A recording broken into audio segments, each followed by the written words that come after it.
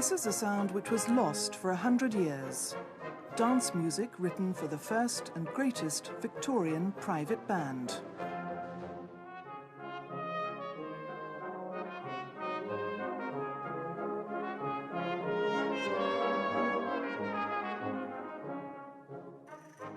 These leading professional players are recording it for a CD on instruments of the period. The reconstruction of the band and its repertoire is the culmination of 10 years of musical and historical research.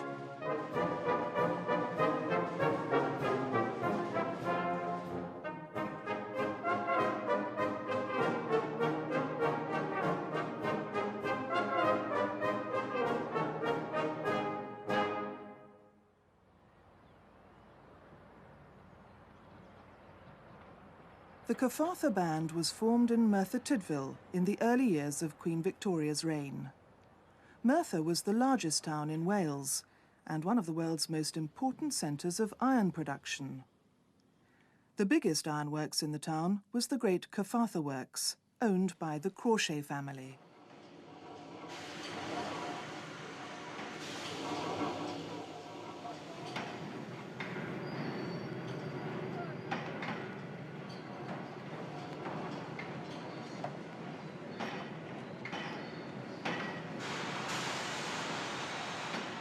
By the 1820s, when these watercolours were painted, the Crauchetes were massively wealthy. They built a castle on the hill overlooking the works at a cost of £30,000. Here they lived a life of luxury and entertained the rich and influential. With its spacious grounds and opulent fittings, Cyfarthfa Castle was a cultural oasis from the desolate town below. Street after street of low, confined tenements, with roads unformed, without footpaths, undrained, presenting a mass of mud and filth, and destitute of the slightest provision for carrying off the refuse of a teeming population. It was in these circumstances that a brass band was formed by Robert Thompson Crauchete, who took over as ironmaster of Cyfarthfa in the 1830s. A portrait of his bandmaster, George Livesey, still hangs in the castle, which is now a museum.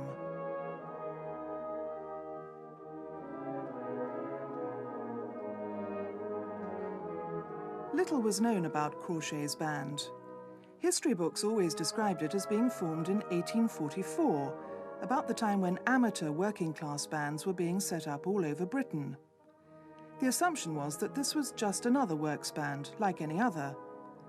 But then in 1986, the curator of the castle phoned Trevor Herbert at the Open University and asked him to come and look at some musical items he'd found in an attic.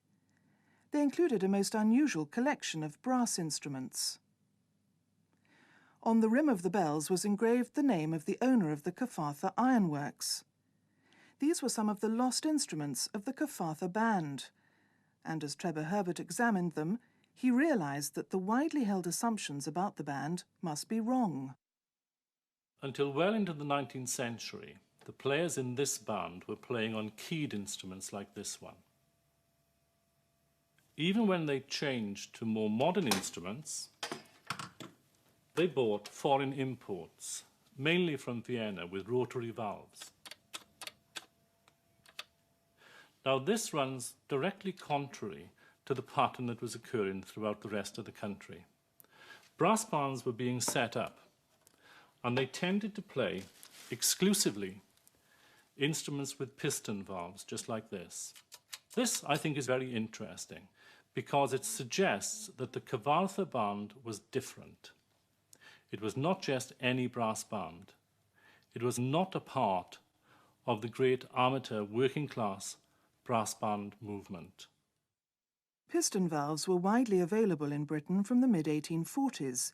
The instruments were cheap and easy to play, so they encouraged the spread of brass bands in working-class communities.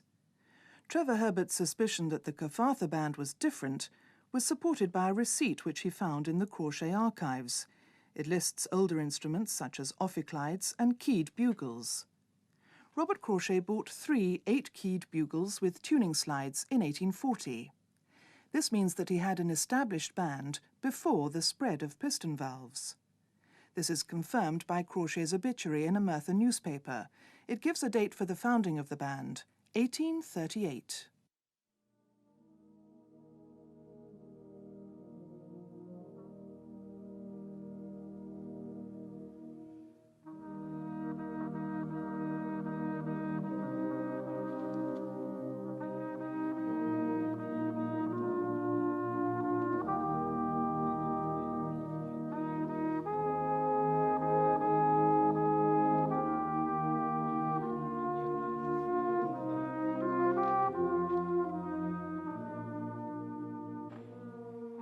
Robert Crawshay's personal taste was a crucial element in the makeup of his band.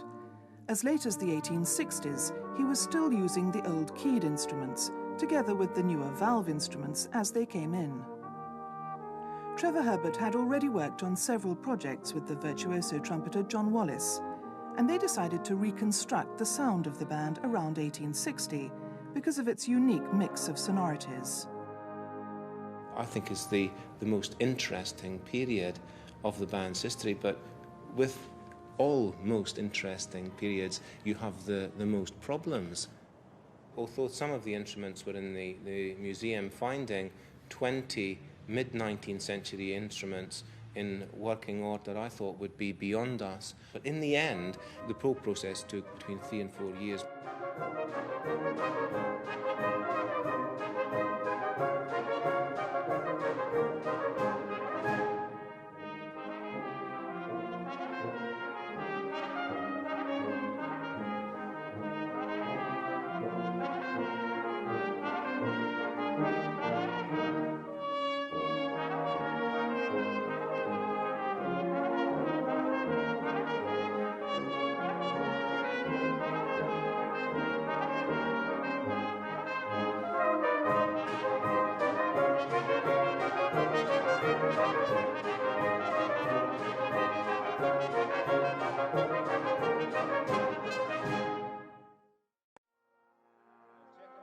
One of the problems was to choose a pitch which would suit all the instruments. All of the keyed instruments at that time were built much closer to modern pitch, whereas the new valved instruments coming in were built at a sort of military band pitch, much, much higher. And so they must have come to some compromise. The valved instruments played with lots of crooks, they had long tuning slides, and they had the capacity to pull out, to flatten them. So it was a compromise in the end, but I feel fairly sure it's a historically accurate compromise because the state of pitch was in flux at that point in the 1850s in the brass world. Bar 4 in the first trombone and the second upper bar 4, just to see if we can get the D's and... Playing first off, that's your part. Yeah, D flat. D flats and F naturals and do do do do. Yeah, that. It's just with the first, so we can try and get the Fs together. Okay. Just that fourth bar, please. 3.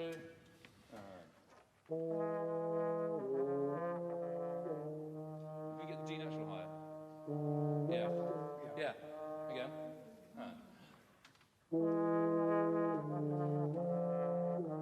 Yeah, that's it. Bar 5 again, please. Yeah,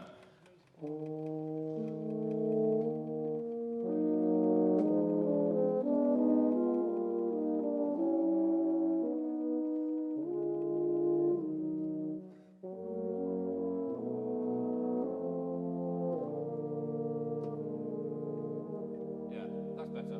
Will you buy that for him? Just how good were Crawshay's players? A variety of documentary sources helped to build up a picture of the band in the mid-19th century. For most of the 19th century, Merthyr was the largest Welsh town, so it was well served by newspapers. And many of these newspapers contain references to the band. This copy of the Merthyr Express contains a letter from Dan Godfrey, the famous conductor of the Grenadier Guards Band. I can say that their performance on that occasion was in every respect excellent and quite equal to that of former years. Crawshay's obituary refers to the introduction of foreigners into the band. Mr. Crawshay picked up first-class men wherever he found them, and in this way perfected his corps. All this points to something much more than an amateur works band. But the most conclusive evidence was the band parts, which were rediscovered at Cyfarthfa Castle at the same time as the instruments. They contain a large and sophisticated repertoire, more than 350 pieces of handwritten music. One of Trevor Herbert's biggest tasks was to catalogue them all. Now, bandboks, particularly when they're monastery parts, are very, very important because they give us a very clear indication of how well the players could play. This music was written especially for individual players. They were bespoke arrangements. Therefore, they give us an idea of the outer limitations of the player's ability. It is clear from these books that the players were virtuoso.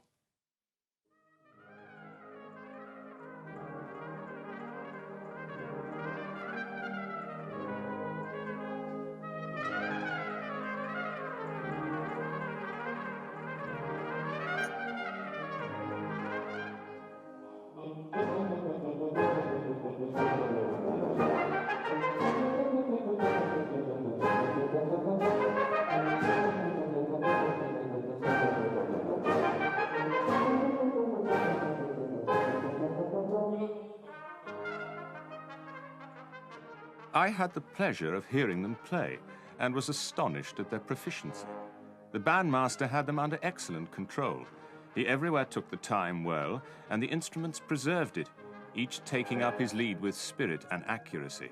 In short, I have seldom heard a regimental band more perfect than this handful of workmen, located in the mountains of Wales.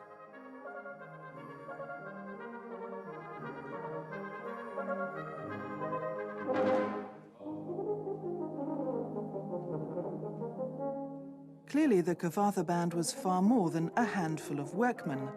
As Robert Crawshay brought in professional players, it became, in effect, the first private virtuoso brass band in Britain. Like the original band, we used fully professional players in our modern reconstruction of the band. Now, the thing about contemporary British players is that they have an extremely steep learning curve. They learn phenomenally quickly. So before the filmed rehearsal, we only had one rehearsal before that, when they'd already had the instruments for private practice for some time. But that rehearsal, a few days before the filmed rehearsal, was the moment of truth for a lot of players when they realised how much work they had to do.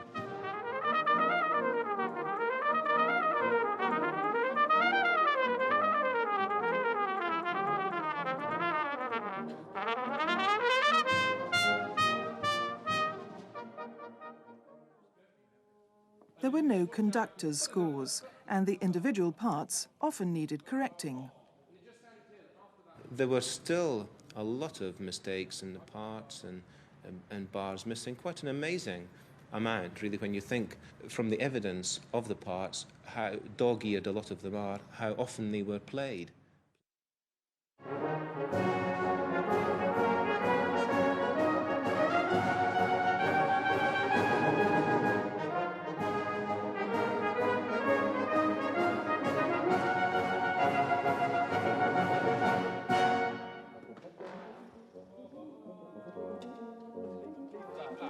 Bar before, we're not all playing C flats.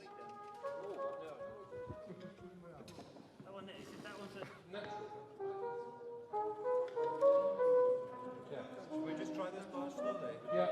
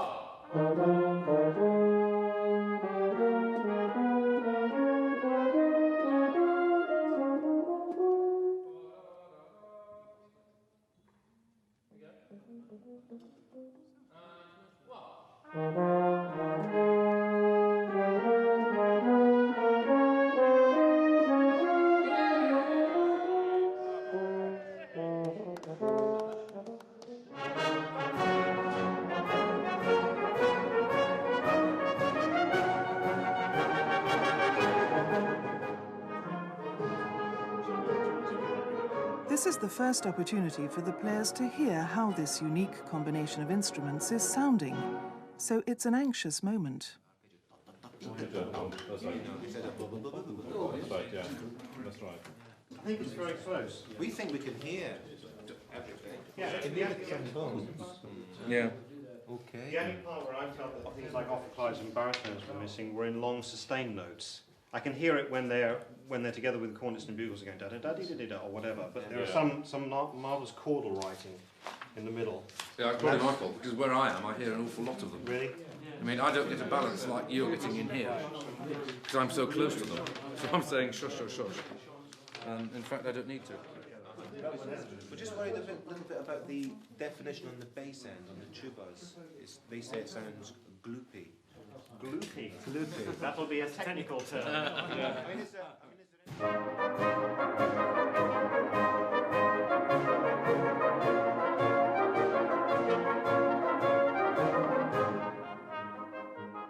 There's a large collection of dance music in the band books. They played for grand balls, which the Crawshays held in the wagon shed of the works.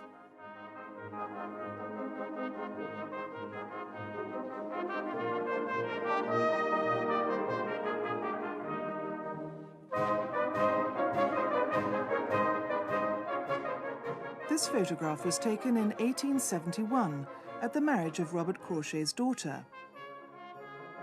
The importance of the band in the household is shown by their inclusion in the photograph. At this picnic at Tenby, you can just make out the band standing in their customary square formation.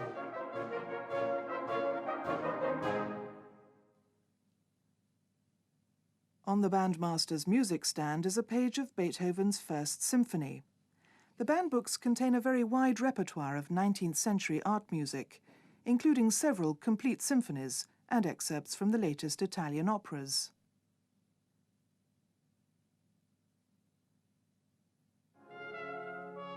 The Tydvil Overture was composed specially for the band.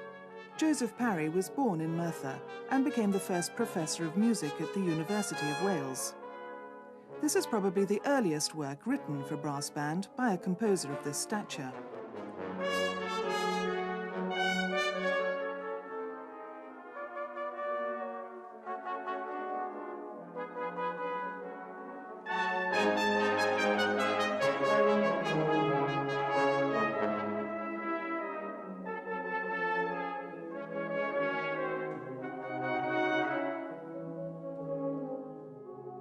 By the 1870s, when this music was written, the fortunes of the Crawshay family and their ironworks were in decline.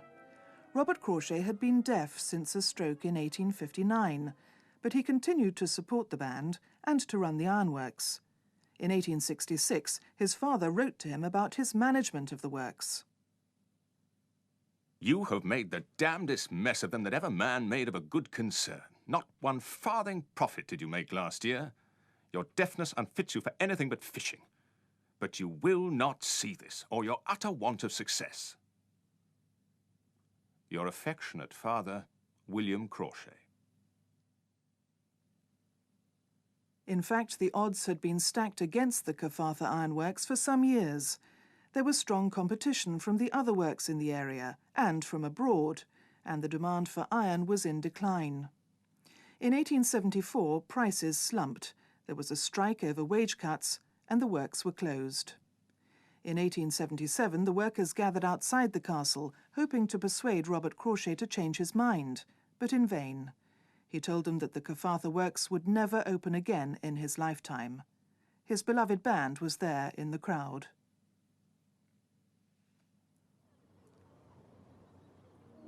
Two years later, Robert Thompson Crawshay, known as the last of the Iron Kings, died. He was taken from the castle to a church in the hills, which Crawshay himself had built. Every window had its blind down, and all the shops were closed. The school children, drawn up in rows on each side, awaited the cortege, having had the permission of the family to do so, and threw bunches of flowers under the brake. The burial ground was kept pretty well clear, but there was a deep belt of people crowding the boundary walls all round. the sun shone brilliantly, and tempered by his genial rays the inclement north wind, which blew with quite winterly severity. Crochet was buried in a coffin made from wood that he had supervised the cutting of. He was buried in a grave exactly 14 feet deep. He left instructions that no one should ever share his grave, and that it be covered by a single stone of no less than 5 tons in weight.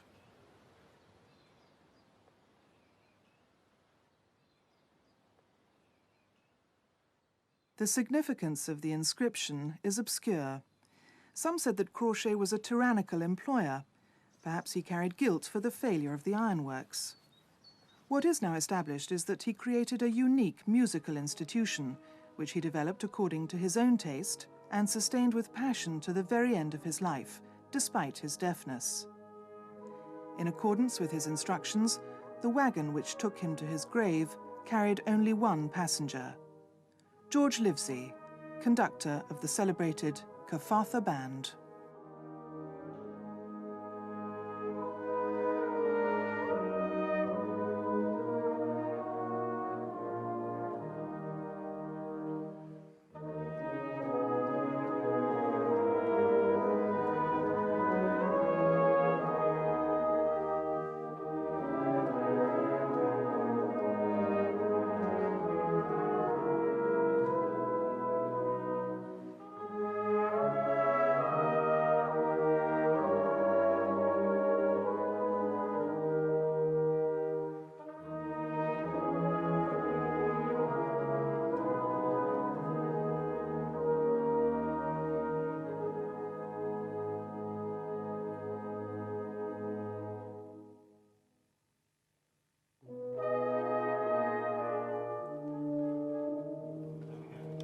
Thank you very much indeed. Back at 2:30. 2:30.